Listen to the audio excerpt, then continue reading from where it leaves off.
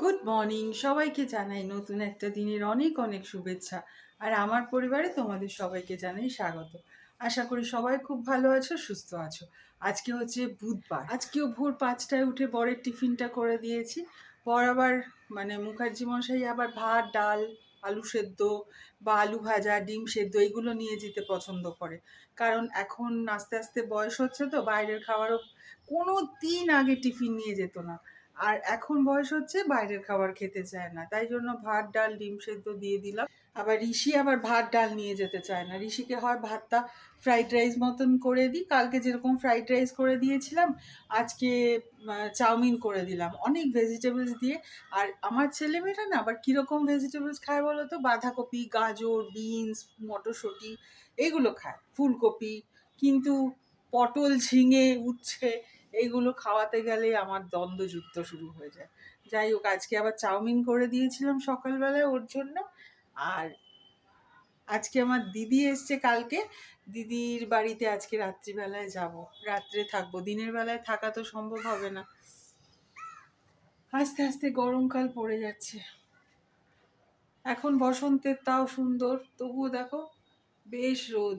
আর তোমরা দেখতে পাবে কিনা জানি না, ওইখানে দুটো বিল্লি বেড়াল, ওই যে ওদের খেতে দেয় না, কি আরাম করে ঘুমোচ্ছে, পুরো চিৎপাত হয়ে ঘুমাচ্ছে জানো তো। আমি আজকে আলুর দম করব, কয়েকটা মাটনের পিস রেখে দিয়েছিলাম সেই দিন যে মাটন এনেছিলাম, তার থেকে দু তিনটে পিসকে আমি একদম কিমার মতন করে নিয়েছি। একটু বসি, পা ব্যথা হয়ে গেছে। কিমার মতন করে নিয়েছি, ওইটা দিয়ে আজকে ছোট আলু দিয়ে দম করে নিয়ে যাব দিদির বাড়িতেও, আর বাড়িতেও থাকবে। আর রাত্রিবেলায় দিদির ওখানে ডিনার হয়ে যাবে। আর দিদি না খুব ডিম খেতে ভালোবাসে, সেই জন্য একটু ডিমের ঝোলও করে নিয়ে যাব ফুলকপি দিয়ে। দেখি রান্নাঘরে যাই, এই জায়গাটায় বসলে না বেশ ভাল লাগে। বিল্লিগুলোর কাণ্ড দেখি, আকাশে পাখি এত সুন্দর লাগে না আমার এখানটা থেকে দেখতে।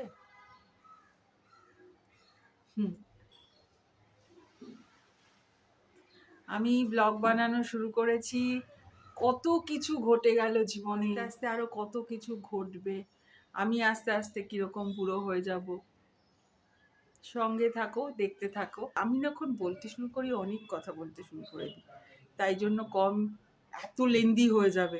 রান্না বান্না করে নিই, কারণ আমি কথা বলতে খুব ভালোবাসি। চলো এবার রান্নাটা স্টার্ট করে দিই। বক বক করলে হবে নি, অনেক বক বক হয়ে যাচ্ছে। বসেছে, আলু ছুলে রেখেছি, এইখানে শিলপাটা, আর এইখানে একটুখানি রেখেছি হচ্ছে মাটন। এই মাটনটা দিয়েই আজকে এই আলুর দমটা বানাবো। এইবার ঝটপট রান্না বান্নাটা স্টার্ট করে দেওয়া যাক। আমি এইদিকে ডিমগুলো সেদ্ধ বসিয়ে দিয়েছি, যাতে পরপর সমস্ত কাজ প্ল্যান অনুযায়ী করলে না তাড়াতাড়ি কাজটাও হয়ে যায় আর দেরিও লাগে না। আমি এইদিকে ডিম সেদ্ধ বসিয়ে দিয়েছি, ডিমগুলো সেদ্ধও হয়ে গেছে, আর এই পাশে শিলনোড়াটা পেতে নিয়েছি, যাতে করে রান্না করতে করতে আমি ফটাফট করে মশলাটাও বেটে নিতে পারি।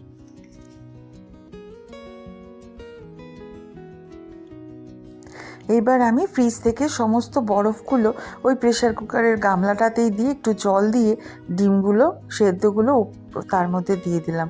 এতে করে না ডিমের খোসা ছাড়ানোর সময় ভীষণ সুবিধা হয়, ডিমের খোসা ছাড়ানোটা এত তাড়াতাড়ি হয়ে যায়, একটু ভেঙে টানলেই সমস্তটা বেরিয়ে যায়। তারপরে আবার কড়াই চাপিয়ে দিলাম, ডিমগুলো এবার ওই আইস জলে কিছুক্ষণ থাকুক, আমি সেই ফাঁকে আলুর দমের রান্নাটা করে ফেলি। এই আইস ট্রেগুলোতে আবার জল ভরে আমি আবার ফ্রিজের মধ্যে রেখে দিলাম, কখন আবার লাগে। বরফের এই কিউবগুলো না অনেক কাজে লাগে। যাই হোক, এবার রান্নাটা বসিয়ে দিই, সেই ফাঁকে মশলাগুলোও বেটে নিই। মশলার মধ্যে রয়েছে একটু আদা, শুকনো লঙ্কা আর রসুন, এটাই বাটছি, এর মধ্যে কোনো জিরে দেইনি। কিন্তু এটা একটু বেশি করে বেটে রাখি, যাতে দুটো রান্নাতেই আমার অল্প অল্প করে কাজে লেগে যায়।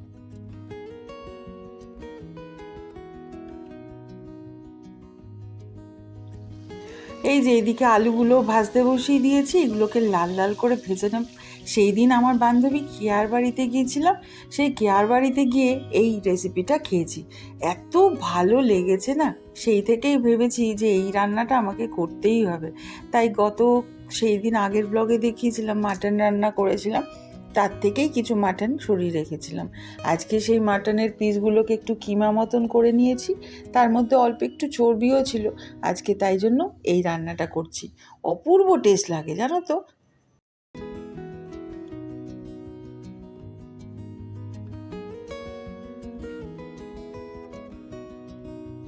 যদিও দিদিকে বলেছিলাম যে রাত্রে আমি নিজেই চিকেন রান্না করে নিয়ে যাব, কারণ অনেক দিন বাদে দিদি ফিরছে তো বাড়িতে, এবার বাজার পাতিও থাকবে না, রান্না বান্না করতেও মন চাইবে না, যার জন্যই আমি একটু তরকারি করে নিয়ে যাব ভাবছিলাম।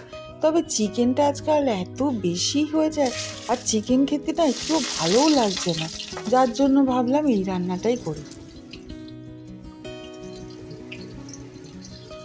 সর্ষের তেলে জিরে, তেজপাতা, একটু শুকনো লঙ্কা ফোড়ন দিয়ে তারপরে কুচিয়ে রাখা পেঁয়াজগুলোকে দিয়ে দিলাম। আর একটু যাতে ক্যারামেল রঙটা আসে তার জন্য আমি একটু চিনি দিয়ে পেঁয়াজটাকে ভালো করে ভেজে নিই। এই যে দেখো, ডিমগুলো অনেকক্ষণ ধরে ভেজানো ছিল, এবার ছুলতে এত সহজ হয়ে যায়, অনেকেই তো জানো, কিন্তু তবুও আমরা তো ব্লগ বানাই, তার জন্য ছোটোখাটো খুঁটিনাটি সমস্ত যতটুকু জানি ততটুকুই শেয়ার করি, যাতে যারা ছোটরা কেউ দেখছো, যারা নতুন রান্না করো, তাদের জন্য কিন্তু অনেক সময় উপকারে লাগে।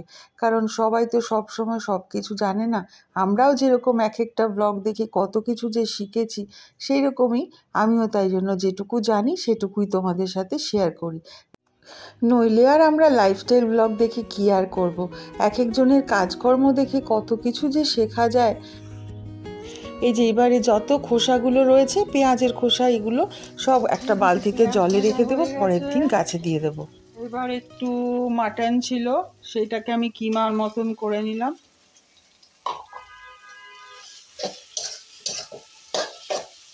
এবার এটাকে ভালো করে কষাবো। যেই মশলাটা বেটে রেখেছিলাম সেইখান থেকে হাফ মশলা মতন এর মধ্যে দিয়ে দিলাম, কিন্তু শুকনো লঙ্কাগুলোতে তেমন কিন্তু ঝাল নেই, যতটা দেখে মনে হচ্ছে লাল একদম, তত ঝাল কিন্তু নয়, কারণ আমরা একদমই খুব একটা ঝাল খেতে পারি না। তবে যে কোনো রান্নায় ঝাল, লবণ, টক, নোনতা মানে সব কিছুর ব্যালেন্সটা না থাকলে না সেই রান্নাটার টেস্ট হয় না। একদম ঝাল ছাড়া বা লবণ কম বা মিষ্টিই নেই মানে রান্নাটায় টেস্ট আসে না। তাই সব কিছুর একটু ব্যালেন্স করলে ভালো লাগে। আমি দিয়ে দিলাম স্বাদ মতন লবণ। এইদিকে জানো, দুদিন ধরে যা আবহাওয়ার পূর্বাভাস চলছে, আবহাওয়া দপ্তর থেকে তো বলছে সমানে প্রচণ্ড ঝড় বৃষ্টির সম্ভাবনা আছে। আর রান্না করতে করতে টমেটো পিউরিটা দিয়ে দিলাম, আর একটু গরম জল দিয়ে দিলাম, এবার এটা সেদ্ধ হতে থাক।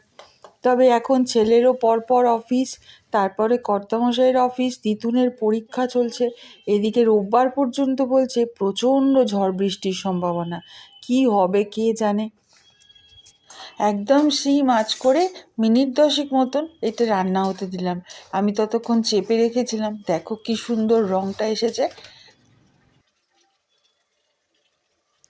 এবার আলুগুলোকে দিয়ে খুব কষাতে হবে, যত কষানো হবে ততই টেস্ট। এই রান্নাটা হওয়ার পরে তারপর ফুলকপি আলু দিয়ে ডিমের ঝোলটা বানাবো, সেই রেসিপিটা শেয়ার করব না। এই রেসিপিটা না ভীষণ ভালো লেগেছে আর বেশ ইউনিক, তাই তোমাদের সাথে শেয়ার করলাম।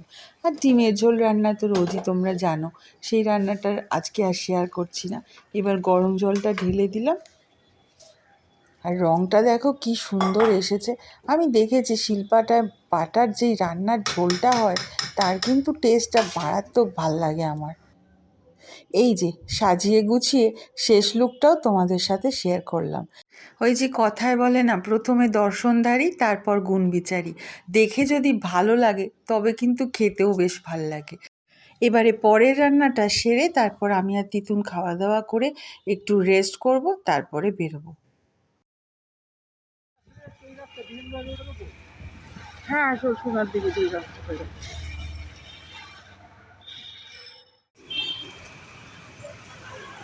তো দিন পরে আজকে দিদিকে দেখবো। এসে গেছি, বাইকে করে এসছি তো, তাই জন্য মাথার মধ্যে পেটকি বেঁধে রেখেছি।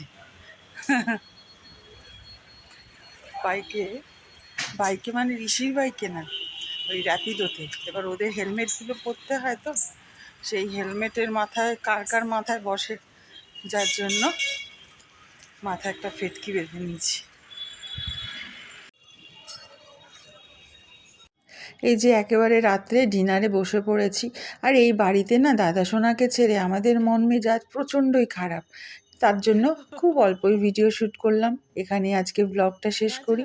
তোমাদের আজকের ব্লগটা কেমন লাগলো, আমার আজকের রান্নাটা, রেসিপিটা? যদি ভালো লাগে একটা লাইক দিয়ে কমেন্ট অবশ্যই করো, ঠিক আছে?